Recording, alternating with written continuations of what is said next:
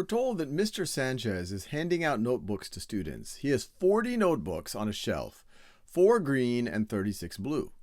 Mr. Sanchez randomly selects one notebook from the shelf. Which outcome describes something that is unlikely to happen? So pause this video, have a go at that. All right, now let's look at these choices. So Mr. Sanchez selects a blue notebook. Is this unlikely? Well, 36 out of the 40 notebooks are blue. So this isn't unlikely, this is actually likely. Most of the notebooks are blue out of the 40. In fact, almost all of them. There's only 4 that are green. So this one's actually a likely outcome, not unlikely. Mr. Sanchez selects a notebook.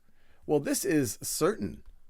We're just assuming something horrible doesn't happen to Mr. Sanchez when he decides to select a notebook and actually selects it. Actually, it tells us that he actually selects a notebook. So he was fine and he's actually able to select a notebook. So this definitely happened. 100% chance, certain.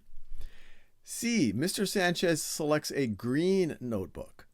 Well, this is possible, but most of them are not green. So this, I would say, is unlikely. Only 4 out of the 40 notebooks are green, so it's possible, but it's unlikely. Mr. Sanchez selects a red notebook. Well, based on what they told us, none of the notebooks are red, so this one is impossible. I wouldn't say something that is impossible, I would not call it unlikely. In order for it to be unlikely, you should think that it's plausible. It could actually happen. So this one's impossible. So I like my choice C.